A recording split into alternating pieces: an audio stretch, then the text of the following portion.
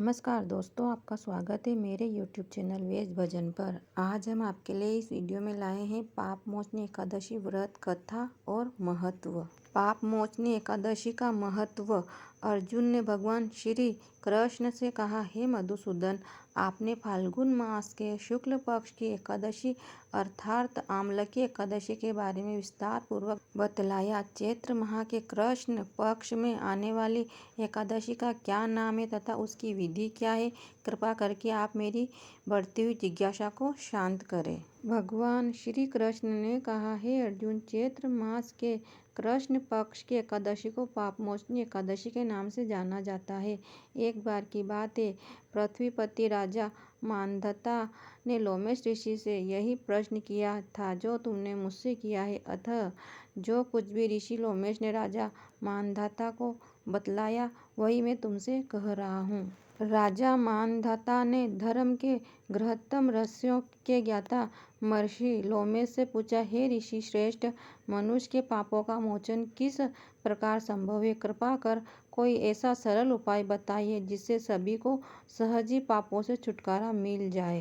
पाप मोचनी एकादशी व्रत कथा। महर्षि लोमेश ने कहा, हे नरपति, चैत्र मास के कृष्ण पक्ष की एकादशी का नाम पाप मोचनी एकादशी है। उसके व्रत के प्रभाव से मनुष्य के अनेक पाप नष्ट हो जाते हैं।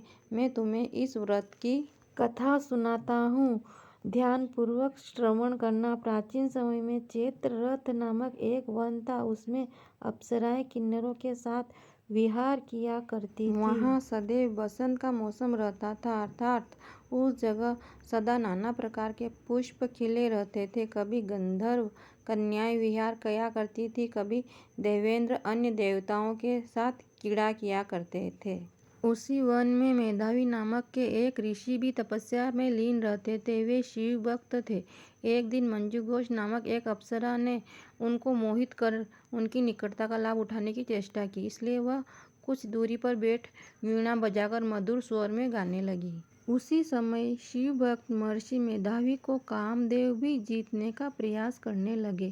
कामदेव ने उस सुंदर अप्सरा के भौहें का धनुष बनाया, कटाक्ष को उसकी प्रत्यंचा बनाई और उसके नेत्रों को मंजूघोष अप्सरा का सेनापति बनाया। इस तरह कामदेव अपने शत्रु भक्त को जीतने को तैयार हुआ। उस समय महर्षि मेधावी भी युवा अवस्था में थे और काफी हष्ट पुष्ट थे। उन्होंने यज्ञोपवीत तथा दंड धारण कर रखा था। वे दूसरे कामदेव के समान प्रतीत हो रहे थे। उस मुनि को देखकर कामदेव के वश में हुई मंजू घोषा ने धीरे धीरे मधुर वाणी से वीणा पर गायन शुरू किया, तो महर्षि मेधावी भी मंजू घोषा के मधुर गाने पर तथा उसके सौंदर्य पर मोहित हो गए। वह अप्सरा मेधावी मुनि को कामदेव से पीड़ित जानकर उनसे आलिंगन करने लगी। महर्षि मेधावी उसके सौंदर्य पर मोहित होकर शिव रहस्य को भूल गए और काम के वशीभूत होकर उसके साथ रमण करने लगे। काम के वशीभूत होने के कारण मुनि को उस समय दिन रात का कुछ भी ज्ञान न रहा और काफी समय तक वे रमण करते रहे। तदुपरांत मंजू घोषा उस मुनि से बोली, हे ऋषिवर, अब मुझे बहुत समय हो गया है, अतः स्वर्ग जाने की आज्ञा दीजिए। अप्सरा की बात सुनकर ऋषि ने कहा, हे मोहिनी, संध्या को तो आई हो, प्रातः काल होने पर चली जाना। ऋषि के ऐसे वचनों को सुनकर अप्सरा उनके साथ रमण करने लगी। इसी प्रकार दोनों ने साथ साथ बहुत समय बिताया। मंजू घोषा ने एक दिन ऋषि से कहा, हे विप्र, अब आप मुझे स्वर्ग जाने की आज्ञा दीजिए। मुनि ने इस बार भी वही कहा, हे रूपसी, अभी ज्यादा समय व्यतीत नहीं हुआ है, कुछ समय और ठहरो। मुनि की बात सुनकर अप्सरा ने कहा, हे ऋषिवर, आपकी रात तो बहुत लंबी है, आप स्वयं ही सोचिए कि मुझे आपके पास आए कितना समय हो गया।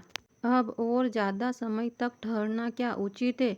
अप्सरा की बात सुन मुनि को समय का बोध हुआ और वह गंभीरतापूर्वक विचार करने लगे। जब उन्होंने समय का ज्ञान हुआ कि उन्हें रमण करते 57 वर्ष व्यतीत हो चुके हैं, तो उस अप्सरा को वह काल का रूप समझने लगे। इतना ज्यादा समय भोग विलास में व्यर्थ चला जाने पर उन्हें बड़ा क्रोध आया। अब वह भयंकर क्रोध में जलते हुए उस तप नाश करने वाली अप्सरा की तरफ भ्रकटी तानकर देखने लगी। क्रोध से उनके अधर कांपने लगे और इंद्रियां बेकाबू होने लगी। क्रोध से थरथराते स्वर में मुनि ने उस अप्सरा से कहा, मेरे तप को नष्ट करने वाली दुष्टा, तू महापापिन है और बहुत ही दुराचारणी है।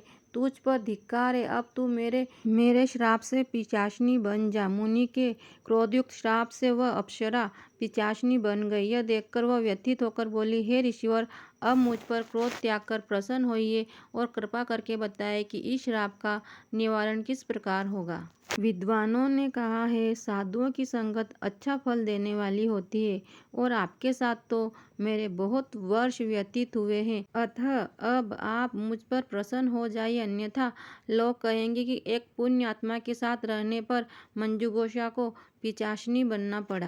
मंजुघोषा की बात सुनकर मुनि को अपने क्रोध पर अत्यंत ग्लानि हुई, साथ ही अपनी अपकृति का भय भी हुआ। अतः पिशाचनी बनी मंजुघोषा से मुनि ने कहा, तूने मेरा बड़ा बुरा किया है, किंतु फिर भी मैं तुझे इस श्राप से मुक्ति का उपाय बतलाता हूँ। चैत्र मास के कृष्ण पक्ष की जो एकादशी है उसका नाम पापमोचनी है। उस एकादशी का उपवास करने से तेरी पिशाचनी की देह से मुक्ति हो जाएगी। ऐसा कहकर मुनि ने उसको व्रत का सब विधान समझा दिया। फिर अपने पापों का प्रायश्चित करने के लिए वे अपने पिता च्यवन ऋषि के पास गए। च्यवन ऋषि ने अपने पुत्र मेधावी को देखकर कहा, हे पुत्र, ऐसा क्या किया है तूने कि तेरे सभी तप नष्ट हो गए हैं, जिससे तुम्हारा समस्त तेज मलिन हो गया है। मेधावी मुनि ने लज्जा से अपना सर झुकाकर कहा, पिताश्री, मैंने एक अप्सरा से रमण करके बहुत बड़ा पाप किया है। इसी पाप के कारण संभवतः मेरा सारा तेज और मेरा तप नष्ट हो गए हैं। कृपा करके आप इस पाप से छूटने का उपाय बताइए। ऋषि ने कहा, हे पुत्र, तुम चैत्र मास के कृष्ण पक्ष की पापमोचनी एकादशी का विधि तथा भक्तिपूर्वक उपवास करो। इससे तुम्हारे सभी पाप नष्ट हो जाएंगे। अपने पिता च्यवन ऋषि के वचनों को सुनकर मेधावी मुनि ने पापमोचनी एकादशी का विधि पूर्वक व्रत किया। उसके प्रभाव से उनके सभी पाप नष्ट हो गए। मंजुघोषा अप्सरा भी पापमोचनी एकादशी का उपवास करने से पिशाचनी के देह से छूट गई और पुनः अपना सुंदर रूप धारण कर स्वर्गलोक चली गई। लोमश मुनि ने कहा, हे राजन, इस पापमोचनी एकादशी के प्रभाव से समस्त पाप नष्ट हो जाते हैं। इस एकादशी की कथा के श्रवण व पठन से 1000 गोदान करने का फल प्राप्त होता है। इस उपवास के करने से ब्रह्म हत्या करने वाले, स्वर्ण चुराने वाले, मदपान करने वाले, अगमयागमन करने वाले आदि भयंकर पाप भी नष्ट हो जाते हैं और अंत में स्वर्गलोक की प्राप्ति होती है।